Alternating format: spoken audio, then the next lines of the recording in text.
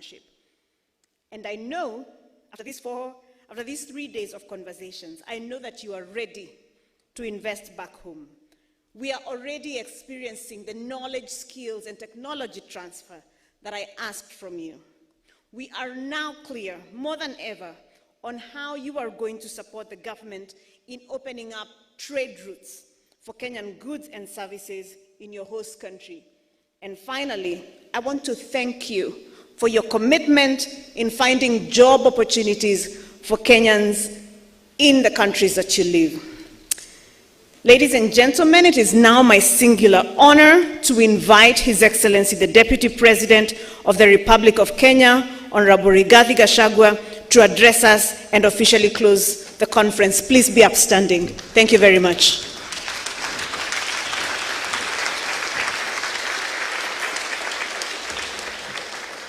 Thank you. Please be seated.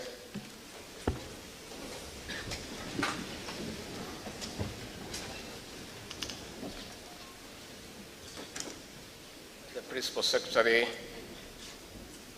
State Department of Diaspora Affairs, Rustin Njogu, the leadership of the diaspora community,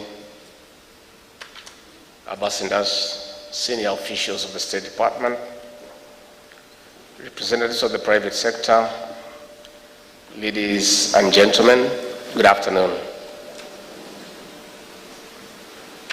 Let me read my prepared statement that we have done with my people.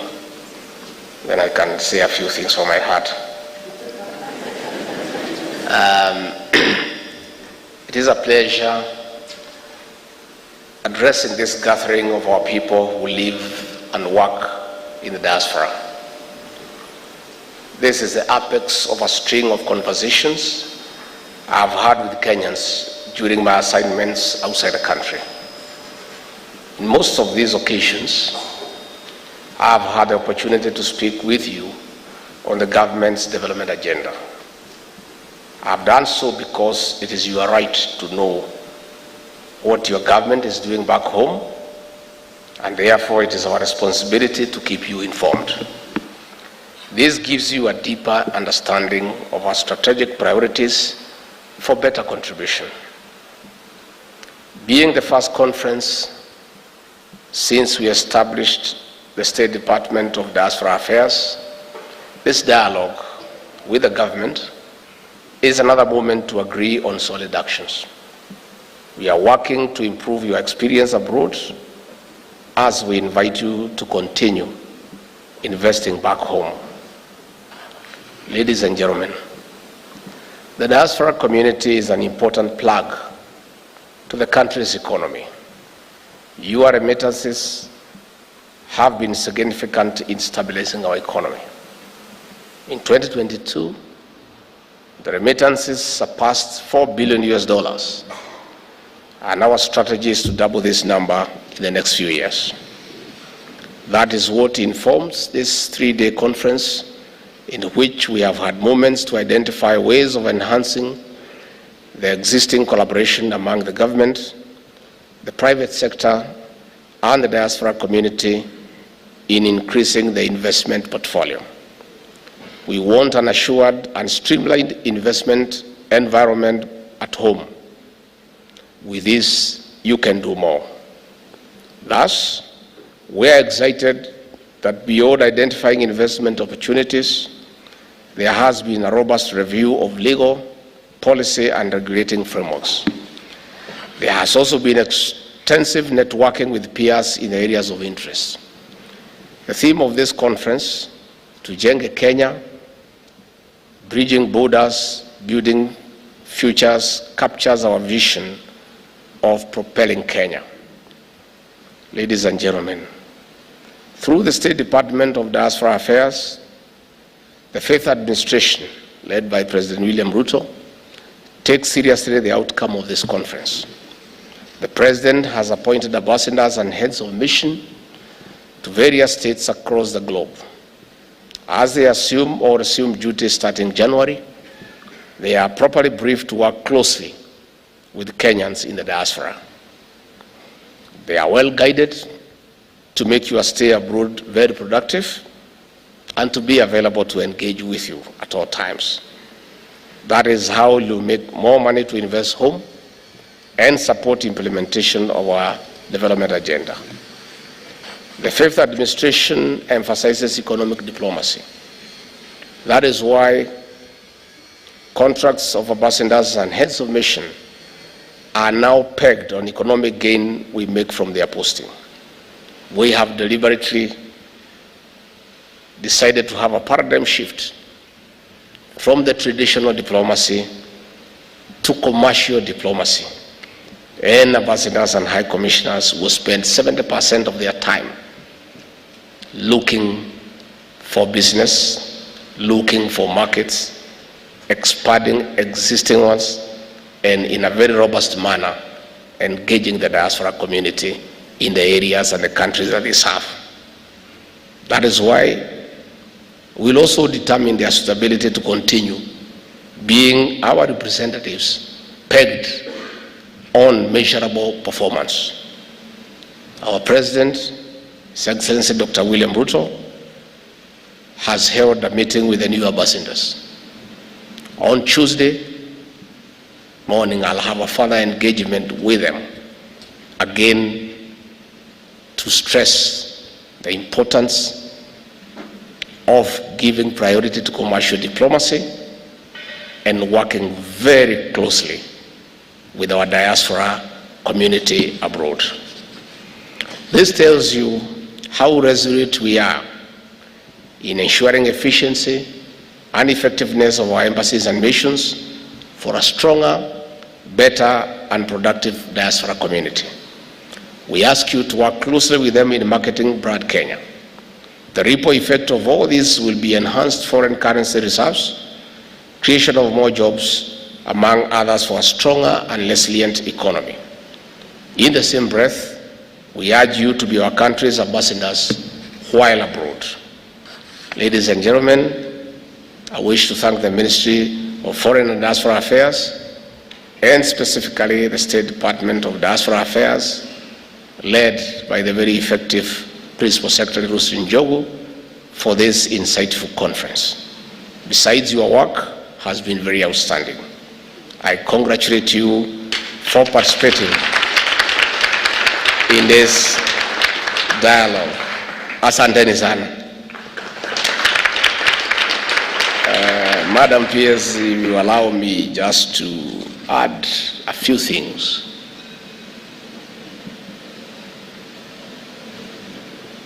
The importance of the diaspora community outside our borders cannot be overemphasized.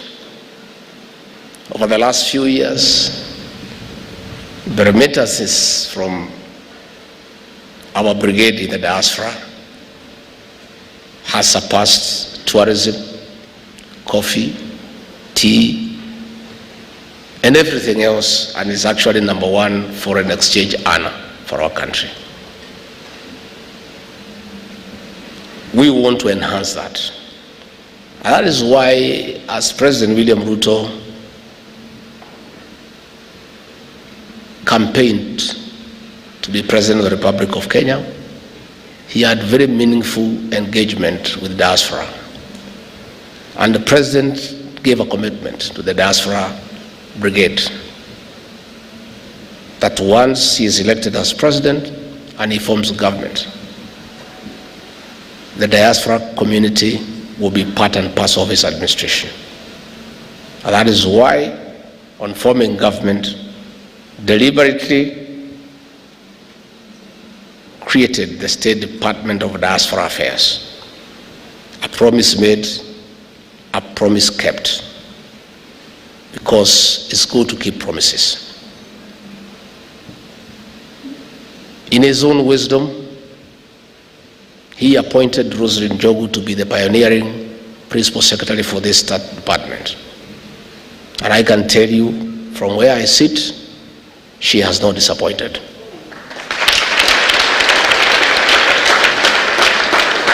As Principal Assistant to the President, and as the one who chairs cabinet committees and oversees the implementation of cabinet decisions, if there is one appointment in his administration that the president got it right, spot on, is one of PS Rosalind. I've had time, whenever I travel out of the country, I demand that I must have an engagement on the first day of arrival with our people outside the country, and the PS has accompanied me, and we have engaged the Kenyan people. And this PS, I'm not saying so because she's here. She knows what she's doing. She knows what needs to be done. And President and I will give her full support to succeed.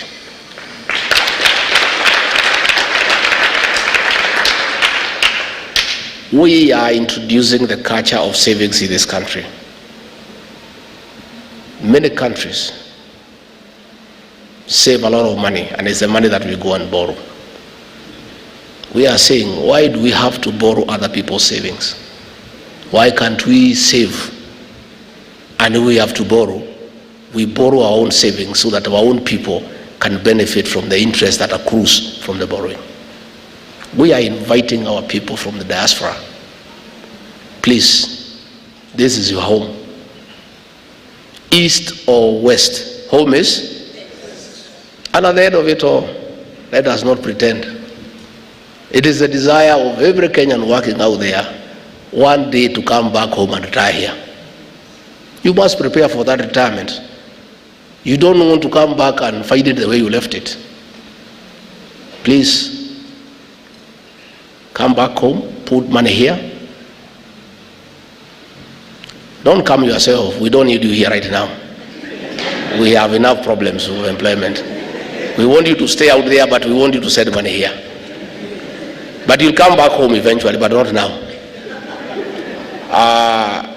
The government is deliberately creating a mechanism through the Central Bank of Kenya how to make it easy electronically to save, to buy treasury bills, to buy treasury bonds, to invest in housing, all manner of investments. I know you don't like talking about it because it's a little bit embarrassing that most of you and others who are not here have lost money to relatives when you are trying to invest back home. You send money to your sister to construct for you a house. You keep on sending money. She takes photographs of the neighbor and keeps on sending you as the progress of your own house. The day you come back home, you find you have no house. And there's nothing you can do. That is your blood sister. You just make some little noise and go back to your country. We want to create a proper mechanism. If it's housing, there is a program. If it's purchasing property, you purchase property after due diligence, and the government is making sure that you are not conned as you are far away. These are deliberate programs that the government is making. We are inviting you to be partners of your government in investment, in creating opportunities. And we are inviting you also to be on the lookout and take time to be our ambassadors, to look for investors where you are and interest them to come and invest here in Kenya, to create employment and to enlarge our space for tax collection.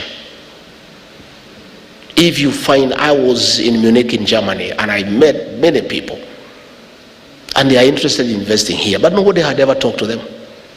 They were amazed when I told them about Kenya and the opportunities that are available. That Kenya is an anchor state, is a stable country, is a good democracy, is peaceful, and is a gateway to Africa. We have a working financial system. And over and above, I interested them that even as they invest here, they can take advantage of our tourism facilities, the Masai Mara, the Amboseli, the coast beaches.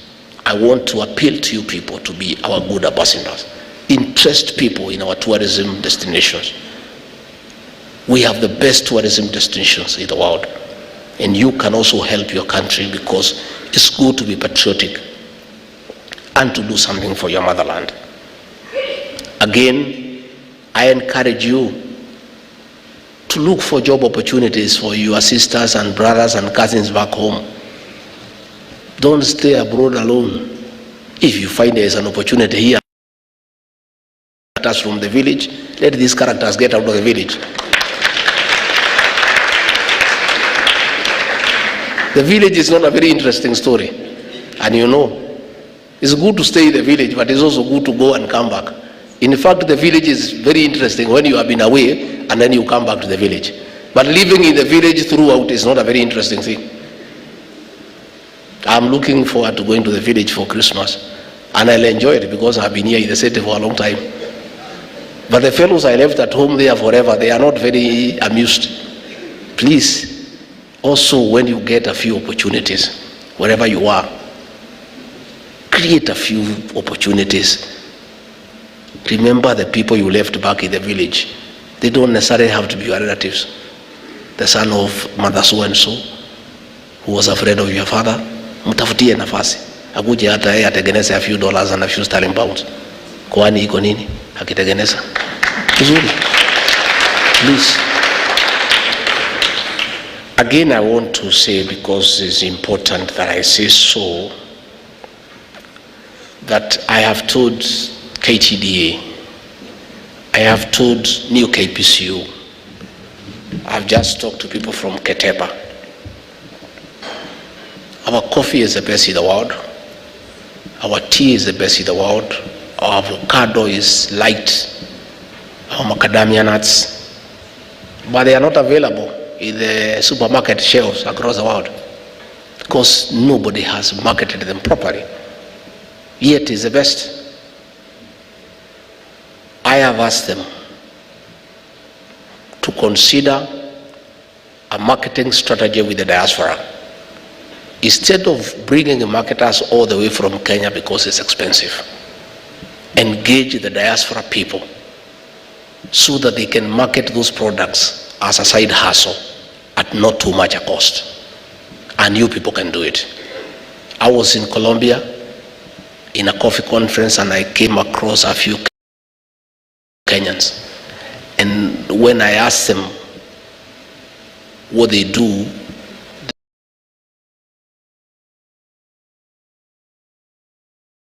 they told me, I asked them, why don't you market our coffee? They say we do, but we don't have a structure. And we can do it because we are here. We know that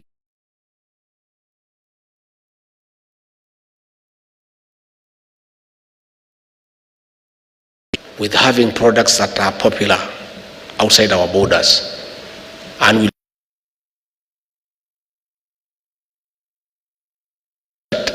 with a small stipend, we can engage people already in those countries who understand the market, who understand the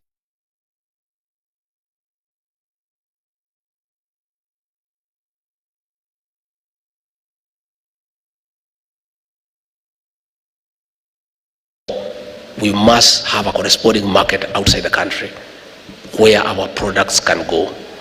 So you are very important. And that is why the president created this State Department. And our ambassadors and high commissioners have very clear instructions to work with you closely because you understand where you are. You understand it more than even the ambassadors and the high commissioner. Most of you have lived abroad for many years. You understand those people. You know their culture. You know their tradition. You know their likes. You know their dislikes. You know how to endear ourselves and our products to them because you are part of that culture. So this engagement is a continuous process. We are going to stay very near you people. And we have asked KRA and National Treasury very quickly to work around the challenge of double taxation so that you people can bring back money home without being taxed a second time. It's my understanding that taxation out there is very heavy. It will be a double tragedy, a jeopardy for you to be taxed again when you are trying to bring money back home. I have encouraged KRA to consider to just allow you to bring money without too many questions. Yeah? Let them wait for that money in the supermarket, where when you are buying something you pay VAT. It is still available for taxation. We have had a meeting with FRC, with asset recovery, with the National Treasury, and we have told them not to complicate people bringing back money home and treat people remitting back money home as suspects. They are not. They are not suspects. Anytime they see somebody sending several dollars, wanaanza kuuliza maswali mingi. Hiyo maswali ndio hatutaki mambo yake. Wacha pesa ikuje hapa, tutaongea baadaye. Si iko namna hiyo? Yeah, we need every shilling, every dollar, every euro, every sterling pound, every French franc. Let the money come here and circulate. Let us not create unnecessary bureaucracy on remittances. And you know, some institutions also took advantage of laws of anti-money laundering to extort people who are bringing back money home. They see some little money, they flag it. Iko maswali. Ukitoa kitu kidogo, inakubaliwa ikuje. Hiyo maneno hatutaki. Tunataka pesa ikuje hapa. And we want money to circulate in our economy. Na nyinyi ndio mko na pesa. Hii pesa mko nayo ndio niko na haja nayo tukiwa na rais. Na hata msipolete tutakuja kuchukua huko kwenu. Yeah? We are having a tight situation with the reserves of our foreign currency. And we need every dollar, every pound, every euro that we can amass to come back home, so that it can strengthen our shilling and it can be available for money circulation, so that our economy can grow much stronger and much faster. So you people, you are very precious jewel to our government. Tunachunga nyinyi kama mayai.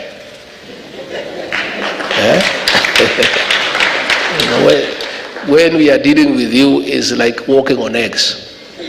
You know, if you are walking on eggs, you have to walk very carefully, because they are, you don't break them. So you are our precious jewel, and Rosie and her team will take good care of you. And ourselves, the president and I, and our ministers, when we come abroad, we'll get time to come and talk to you and listen to you. I've just gone through the Huduma Center, and we are digitizing the consular services, the renewal of passports, the issue of IDs. You are aware the president has opened up this country, visa-free regime, so that people can come here and invest and be tourists. And we'll also be engaging other countries here to reciprocate and also open the doors for us without too many questions.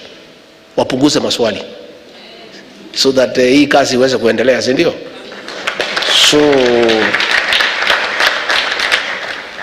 I want to assure you of the commitment of our administration under President William Ruto, and I assisting him, to make you part of our administration, to walk the journey together with us for the third liberation of this country, the economic liberation, for our transformative agenda, the bottom-up economic transformative agenda.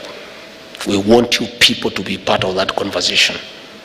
And the president is very clear.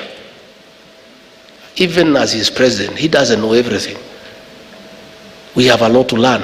You guys know quite a bit than we do, because mmekaa na hii wazungu mmechanuka zaidi. So wapia mtuchanue. The president says a good idea should give room to a better idea, and a better idea ultimately must and should give room to the best idea. And the only way to do that and benefit from this idea is engagement, the way you have done here for 3 days. And that is why when we come abroad, we shall engage you. In my meetings, it's free. We talk, and we talk hard talk, and we get to know what is happening. And even I've come to some countries, I have listened to some few things, I've come back and reported to the boss. And we have made some changes. Fahali watu wamelala kazini. Hatutaki uzembe. So when we come, kama mabalozi ni watu ya kulala, mnatuambia. Na si ati mnawashtaki mnafanya kazi yenu, you are being patriotic to your country. Mtuambie tukija tafadhali. Mtuambie huyu balozi mlituma hapa mumeanguka. Hafiki ofisi. Hatumuoni, hachukui simu, hapatikani. Mtuambie. You must help us make our country better. You must give us the feedback on the performance of our envoys in the countries that you live. And if you don't tell us, who will tell us? It's you to tell us. You must audit their performance and share with us so that we know, so that we make changes that will improve on our performance in those countries. Otherwise, I want to thank you people for being good ambassadors of this country. Wherever I have been, Kenyan people are of good behavior. Of course, iko wakora wawili watatu out of 1,000, which is okay. It's a reflection of society. Hata kwetu kwa serikali wakora wawili watatu iko. Polisi iko 5. Walimu iko 2. Kila mahali iko wakora kidogo. Hata kwa nyinyi iko wachache. Which is okay. It's part of society. Hata kanisani uliona Shakahola, a few people. But you cannot say that the whole church is bad because of 1 or 2 pastors. It's, it's the society. There are deviants in society. And they are everywhere. But by and large, our people out there, the diaspora community, is a very responsible group of Kenyans. And we are very proud of you. Wherever we go, we get good stories. I go out of the country, I go to United Arab Emirates. Every hotel I go, I find a Kenyan. Every plane you enter, there is a Kenyan. We have got good work ethics. Sisi ni watu ya kibarua, ni watu ya kuchapa kazi. And we are popular across the country. So what we are trying to do through this State Department and Labor, the State Department of Labor, is to tighten and to formalize our relationship with other countries so that we create opportunities for the people of Kenya in a dignified environment where they are not abused, where they are not mistreated. But the people of Kenya are popular. Everywhere as good workers. We have got proper and good work ethics. We take work seriously. When you're given a job to do, people of Kenya are so good, they do it and do it like they'll never do it again. And that must be the spirit. And that is what the President and I also try to do. Whatever we have been taught to do by the people of Kenya, we try to do the best we can. And that is the Kenyan spirit. And you people have not disappointed. So I want to say thank you very much for this conference. I've been briefed of the outcome of this conference. I believe we are better people, and a lot of good things will come out of this dialogue and this conversation. Na kwa hayo mengi, asanteni sana. May God bless you. May God bless you abundantly.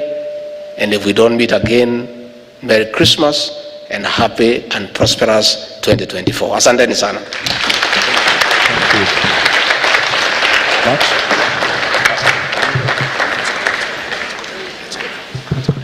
Your Excellency. Thank you. Thank you very much, Your Excellency. Let me please request your presence on the floor, accompanied by the PS. Your Excellency, challenge accepted and taken. And what we're about to ask you to help us launch will actually carry some of the instructions you've given, especially with the Kenyan brands, carrying them out into the world. Your Excellency, one of the things that the diaspora has always spoken about is them being recognized by their country. And through the State Department, we have come up with a brand that will recognize the diaspora specifically in all the 5 areas. This particular program, Your Excellency, will recognize those who went there in the 60s and have lifted the flag of Kenya high. Those who are there who are doing business, those who are doing philanthropy work, those who are in education, those who are there just doing small things to lift up this flag high. This particular program, Your Excellency, will lift it up, and we request that you please, given the remote controls,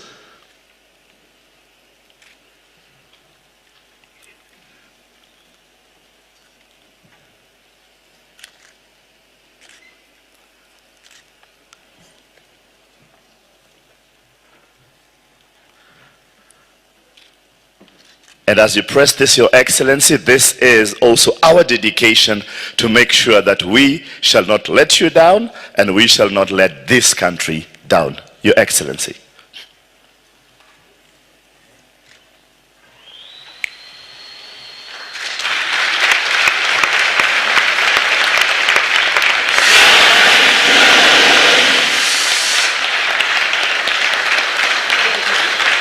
The diaspora shall have the key in all the 5 areas.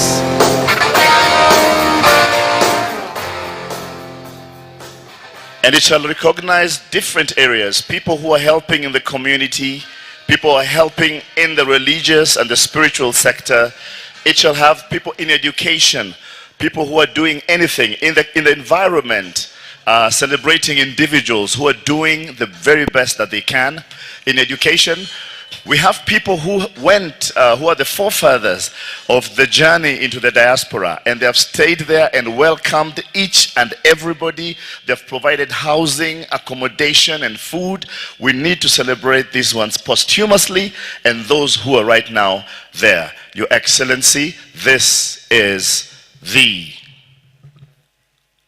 Jamhuri Diaspora Awards, celebrating diaspora excellence. Thank you, Ambassador Kwaka. Your Excellency, may I most humbly request if you would proceed so that we have a photo session now together with the State Department of Diaspora, right, so that we can get the background of the globe as well as the backdrop of the Diaspora Investment Conference 2023. Even as we're getting ready, remember every year the head of state, as correctly put by my colleague MC and Ambassador Ted, the head of state will honor those who have made extraordinary contributions to the country through their dedication and creativity. Kwa ujumla tumeona maeneo tofauti tofauti ama sekta tofauti tofauti ambazo zitakuwa zikiangaziwa